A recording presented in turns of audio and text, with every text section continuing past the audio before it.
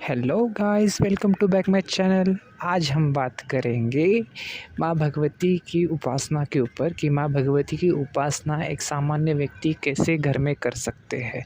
हाँ, घर में कर सकते हैं, बिल्कुल कर सकते हैं। चैत्र नवरात्रि आने ही वाली है, तो चैत्र नवरात्रि में स्पेशल रूप से माई को अपने घर में स्थापित करिए। अपने घर में जितनी भी नकारात्मक ऊर्जा है ना, उसको भगाइए घर से। ये टाइम आ रहा है जो आपको जो एक है ना अपॉर्चुनिटी, एक अच्छा समय दिलाएगा आपके ओर। तो माई की स्थापना आपको कैसे करनी है, जैसे भी आपको जैसे कि एक पट्टा ले लेना है, उस पर जैसे भी आप सामान्य स्थापना करते हैं, पट्टा ले लेना है, उस पर एक आसन बिछाना है, उसके ऊपर माई की एक तस्वीर या विग्रह ला लीजिए। नया विग्रह अगर आप ला रहे हैं तो उसको प्राण प्रतिष्ठित अवश्य कराइए। प्राण प्रतिष्ठा करने के पश्चात ही उसका पूजन करें और फिर उसमें पंचोपचार पंच पूजन उसमें अवश्य प्रदान करें। फिर उसके बाद षोडशोपचार पूजन करें। पंचोपचार पूजन जो है गुरु पूजा में विशेष रूप से किया जाता है, तो वही गणेश पूजन, पंचोपचार पूजन अथवा गुरु पूजन। फिर देवी के 4 वीर होते हैं जो कि इस प्रकार हैं। गणेश जी, फिर बाबा बटुक भैरव या काल भैरव, फिर या और तीसरे भैरव जो तीसरे वीर होते हैं वो लक्ष्मी नरसिम्हा, और चौथे वीर जो है रामदूत हनुमान। तो ये जो 4 वीर हैं इनकी पूजा अनिवार्य हो जाती है। तो इस प्रकार जो है हमें उनका 4 वीरों का सर्वप्रथम पूजन करना चाहिए। 4 वीरों के पूजन के पश्चात जो है माता की अष्टयोगिनी, माता की जो 8 मातृका है उनका पूजन किया जाता है अष्टमातृका के रूप में, जिनका नाम इस प्रकार है: ब्रह्माणी, फिर नारायणी, फिर माहेश्वरी, फिर चामुंडिका, फिर कौमारी, फिर अपराजिता, फिर वाराही, फिर नारसिंही। ये जो 8 देवियाँ हैं अष्टमातृका के नाम से जानी जाती है। तो अष्टमातृकाओं का पूजन करना अनिवार्य होता है इस पूजन में। फिर इसके बाद माता की जो है 16 कलाएँ आती है, जो 16 कलाओं का जो है पूजन इसमें करना पड़ता है। 16 कलाएँ जो है माता की इसमें आती है।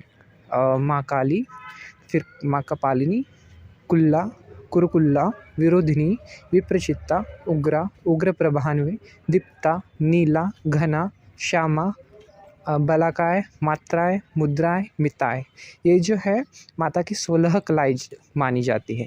इन 16 कलाओं का जो है माता के साथ पूजन किया जाता है, जिससे कि सिद्धि और सफलता दोनों भी पास प्राप्त होती है। देवी की पूजन में, देवी के आवरण पूजन में जो है ना, इसी का ज़्यादा महत्व होता है। आवरण पूजा में इन्हीं यंत्र के मध्य में जो है, यंत्र में जो काली माता का जो यंत्र अगर आप देखोगे तो उसमें जो है माँ काली के 5 कोण बताए गए हैं। योनि के स्वरूप के त्रिकोण जो है 5 होते हैं इस प्रकार। फिर उसके ऊपर जो अष्टदल कमल विराजमान होता है। फिर उसमें 4 जो कॉर्नर होते हैं, 4 जो दरवाजे, उसमें 4 वीर भैरव, जो 4 वीर होते हैं उनको स्थापित किया जाता है। तो कुछ इस प्रकार होता है तो पूजन। इसमें जो एक-एक करके 16 चीज़ों से देवी की मतलब 16 चीज़ों से देवी के जो है पूजन करना पड़ता है। अगर आपके पास काली माता का यंत्र है, माँ काली का यंत्र है, तो जो है आप उसी में देवी काली का पूजन अर्चन कर सकते हैं।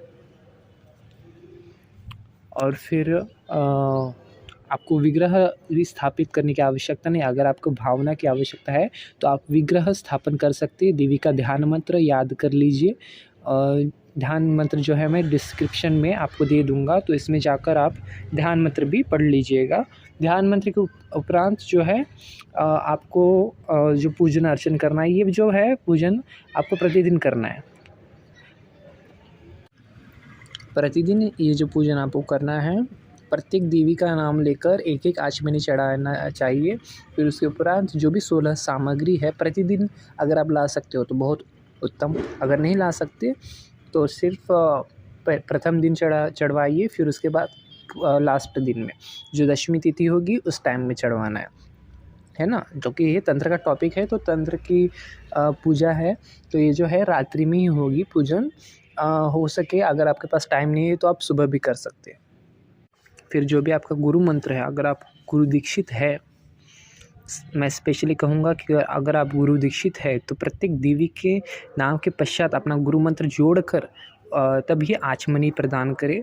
फिर उसके बाद जो है षोडशोपचार, धूप दीप नैवेद्य फल फूल वस्त्र आदि जो 16 चीज़ें 16 सामग्रियाँ हैं उनसे देवी का पूजन अर्चन करें। इससे देवी की प्रसन्नता आपको प्राप्त होगी और आपके जो भी दुख दरिद्रता है वो दूर होगी, ज़रूर होगी। करके देखिएगा। और माता को बुलाना है तो भक्ति भाव से बुलाइए, ना कि मन में कोई स्वार्थ लेकर बुलाइए। अगर माँ आपके घर में निवास कर रही है तो कोई दुख दरिद्रता कभी नहीं आपके जीवन में आएगी। हाँ, परीक्षा होगी, परीक्षा ज़रूर होगी। काली माता की पूजा है भैया, काली माता की योगिनियाँ जो होती है ना, वो परीक्षा ज़रूर लेती है। तो डरिए मत, परीक्षा ले रही है तो डरिए मत, उस परीक्षा में पास होइए। श्रद्धा और भक्ति को इतना कठोर बना लीजिए कि कोई आपको हरा ना सके।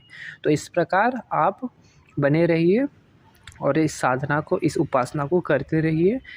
जो भी गुरु मंत्र आपका प्राप्त है उसका निरंतर इस नवरात्रि में पाठ पूजन ज़रूर करें। So take care. जय माता दी। हर हर महादेव। Subscribe to my channel. जय माता दी। हर हर शंभू। आप सभी को चैत्र नवरात्रि की हार्दिक शुभकामनाएं।